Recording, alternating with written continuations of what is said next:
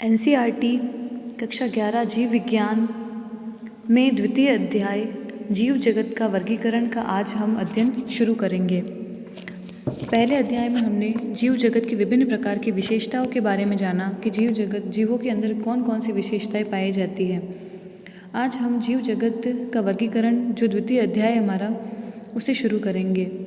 सर्वप्रथम हम जानते हैं कि द्विनाम पद्धति दी गई थी जो कि लिनियस के द्वारा दी गई थी, जिसके अनुसार दो भागों में विभाजित किया गया था जगत को। एक तो पादप जगत जिसे हम प्लांटी कहते हैं और दूसरा एनिमेलिया प्राणी जगत में वर्गीकृत किया गया था।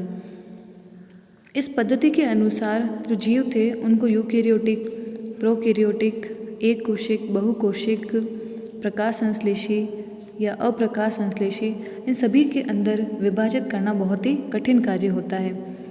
इसीलिए लंबे समय से प्रयास करने के पश्चात जीवों का अलग अलग भागों में विभाजन किया गया है। विभिन्न प्रकार की पद्धतियाँ दी गई जिसमें त्रिजगत पद्धति, चतुर्जगत पद्धति, विभिन्न प्रकार की पद्धतियाँ दी गई हैं। इन्हीं में से वर्गीकरण के अंदर एक पद्धति है जिसका हम यहाँ पर अध्ययन करेंगे, जो 1969 में R.H. व्हिटेकर द्वारा दी गई थी। यह 5 जगत वर्गीकरण पद्धति दी गई थी। पूछा जाता है प्रश्न में कि 5 जगत वर्गीकरण पद्धति किसने दी थी, तो R.H. व्हिटेकर नामक वैज्ञानिक ने दी थी।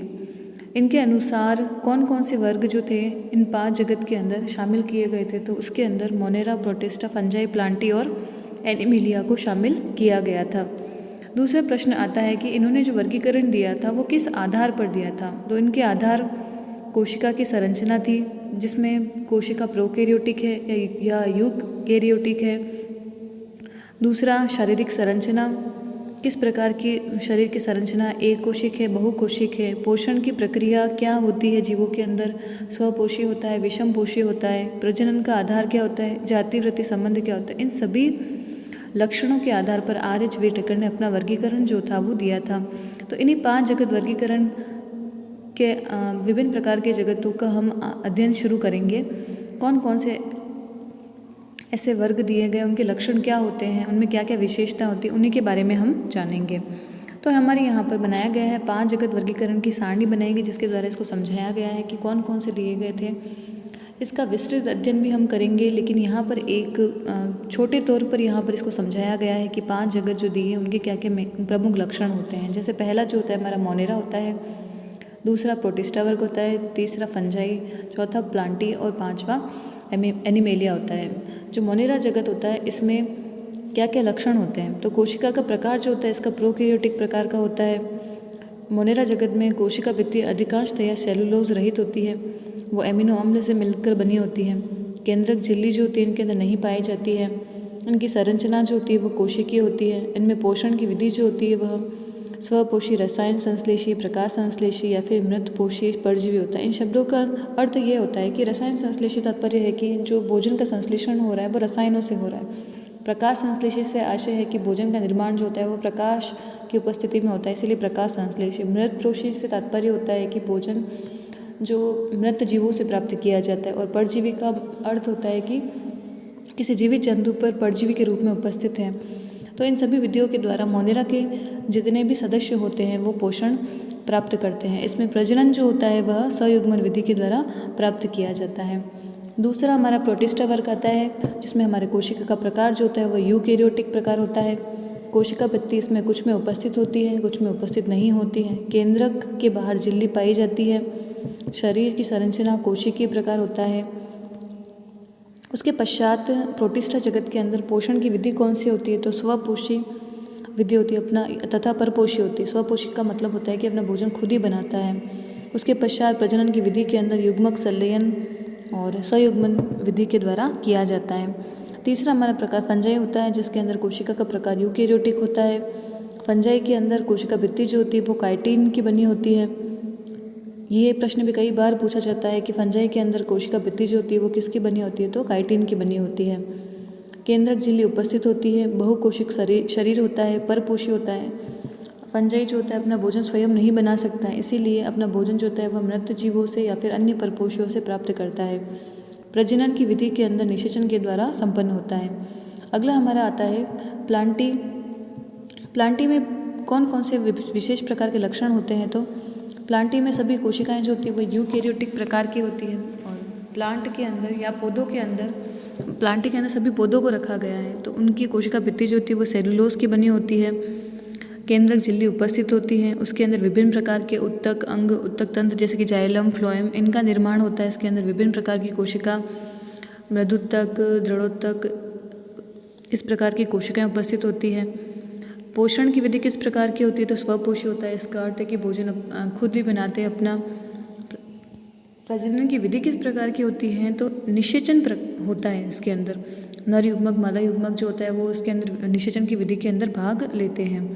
उसके पश्चात हमारा अगला वर्ग जो है वो एनिमेलिया वर्ग होता है।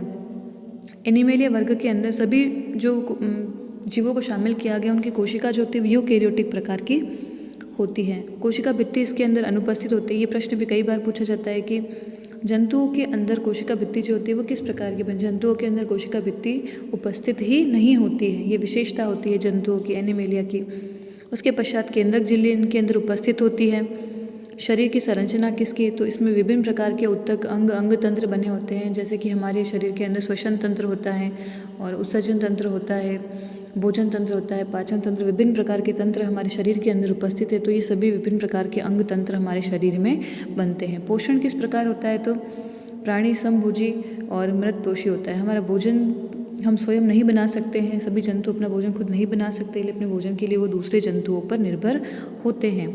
प्रजनन की विधि किस प्रकार की होती है? तो इसमें निषेचन होता है जिसमें नर युग्मक, मादा युग्मक जो होता है वो भाग लेता है इसके अंदर। इस प्रकार से पंच जगत वर्गीकरण दिया गया जो कि RH व्हिटेकर के द्वारा दिया गया और ये सभी इनकी विशेषता होती है। ये एक छोटे तौर पर इसका अध्ययन है। अब विस्तृत अध्ययन भी हमें इसका करना है, प्रत्येक भाग का। इसमें वर्गीकरण जो दिया गया वो किस प्रकार से दिया गया है कि पहले जो पुराना वर्गीकरण दिया गया था उसके अंदर बैक्टीरिया, नीलहरी शैवाल, मॉस, फर्न, जिम्नोस्पर्म, इन सभी को पादप में एक साथ ही रख दिया गया था। इनको एक साथ रख दिया गया लेकिन इनमें कुछ ऐसी विशेषताएं भी होती जो सभी के अंदर अलग अलग होती है। तो अलग अलग लक्षण होने की वजह से ऐसा कहा गया कि इन सबको एक साथ रखने का कोई भी औचित्य नहीं है, कि इनको नहीं रखना चाहिए एक साथ में, इनको अलग अलग वर्गों में विभाजित करना चाहिए। तो इसीलिए आगे धीरे धीरे वर्गीकरण को बढ़ाया गया और इनका वर्गीकरण किया गया, वर्गीकरण को बढ़ाया गया। प्रोकैरियोटिक बैक्टीरिया, नीलहरी शैवाल, साइनोबैक्टीरिया, इनको यूकैरियोटिक जीवों के साथ में पहले एक साथ ही रख दिया था, लेकिन बाद में जब वर्गीकरण दिया गया था तो उसके पश्चात इनको फिर से हटा करके अलग रखा गया था। अगले इसमें बताया गया है कि जो लक्षण थे उन लक्षणों का आधार जो था वो वर्गीकरण के अंदर वो भी परिवर्तित कर दिया गया था। पहले सिर्फ बाहरी लक्षण थे, अब आज का वर्गीकरण जो हम पढ़ते हैं उसके अंदर बाहरी और आंतरिक सभी लक्षणों को शामिल करके फिर हमारा वर्गीकरण जो होता है वो किया गया है। कुछ विशेष प्रकार के लक्षण होते हैं जैसे कि कवक की कोशिका भित्ति किसकी बनी होती है? वो काइटिन की बनी होती है। हरित पादपों की सेलुलोज की बनी होती है। तो इस प्रकार के प्रश्न जो होते हैं वो पूछे जाते हैं कि कवक की कोशिका भित्ति किसकी बनी होती है, पौधों की जो पादप कोशिका होती है उसकी कोशिका भित्ति किसकी बनी होती है? तो काइटिन और सेलुलोज की बनी होती है। और इसी कोशिका भित्ति के आधार पर विभिन्न प्रकार के पौधे जो होते हैं उनको भी अलग अलग विभाजित किया गया है। सभी जो प्रोकैरियोटिक जीव होते हैं उनको मोनेरा में रखा गया है और सभी एक कोशिक जीवधारी जो होते हैं उनको प्रोटिस्टा में रखा गया है। तो वर्गीकरण का आधार जो है वो हर समय परिवर्तित हुआ है। किस आधार पर? तो विभिन्न प्रकार के लक्षणों के आधार पर। पहले जो वर्गीकरण दिए गए थे, जो द्विजगत वाला वर्गीकरण था, उसके अंदर आधार सिर्फ बाहरी लक्षण थे, जबकि आज जो हम वर्गीकरण पढ़ रहे हैं उसके अंदर वर्गीकरण का आधार जो होता है वो बाहरी और आंतरिक दोनों लक्षणों को इसके अंदर शामिल किया गया है। वर्गीकरण के अंदर हमारा पहला जो अध्याय होता है, पहला जो बिंदु होगा वर्गीकरण का वो हमारा मोनेरा जगत होगा। मोनेरा जगत के अंदर क्या विशेषता होती है? तो मोनेरा जगत के अंदर सभी बैक्टीरिया को रखा गया। जितने भी प्रकार के बैक्टीरिया होते हैं, जितने भी प्रकार के जीवाणु जो हैं उनको शामिल करके मोनेरा जगत के अंदर रखा गया है। इसकी विशेषताएं क्या क्या होती है, उसकी संरचना किस प्रकार से होती है, उनके बारे में हम जानेंगे।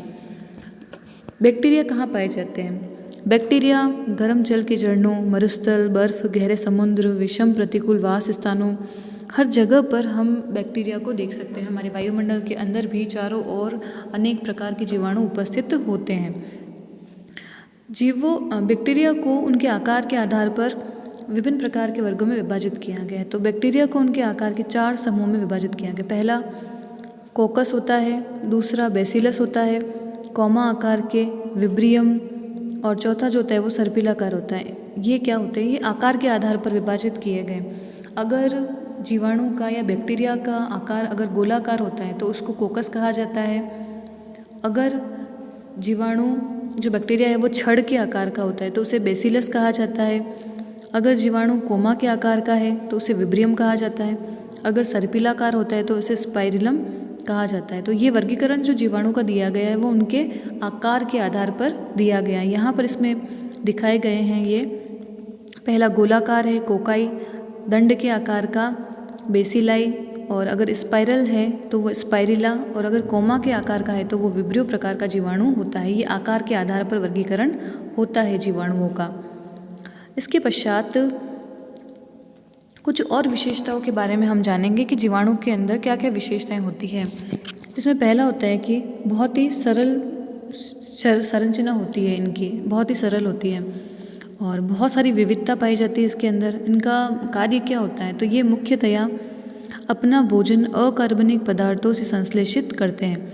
ये प्रकाश संश्लेषी, स्वपोषी अथवा रसायन संश्लेषी स्वपोषी होते हैं, अर्थात ये अपना भोजन स्वयं संश्लेषित नहीं करते हैं, अपितु भोजन के लिए अन्य जीवधारियों अथवा मृत कार्बनिक पदार्थों पर निर्भर होते हैं। बैक्टीरिया जो होता है वो अपना भोजन स्वयं नहीं बनाता है, वो भोजन के लिए दूसरे जीवों पर निर्भर होता है और उन्हीं से अपना भोजन प्राप्त करता है। अब हमारे कई प्रकार के बैक्टीरिया के बारे में बताया गया है कि किस किस प्रकार के बैक्टीरिया होते हैं, जिसमें सबसे पहला जो है हमारा आद्य बैक्टीरिया होता है। आद्य बैक्टीरिया वो हैं जो बहुत ही पुराने समय के अंदर खोजे गए हैं और पाए जाते हैं। विशिष्ट प्रकार के बैक्टीरिया होते हैं। इनको नाम आद्य बैक्टीरिया इसीलिए दिया गया है क्योंकि ये पुराने समय से खोजे गए हैं बैक्टीरिया।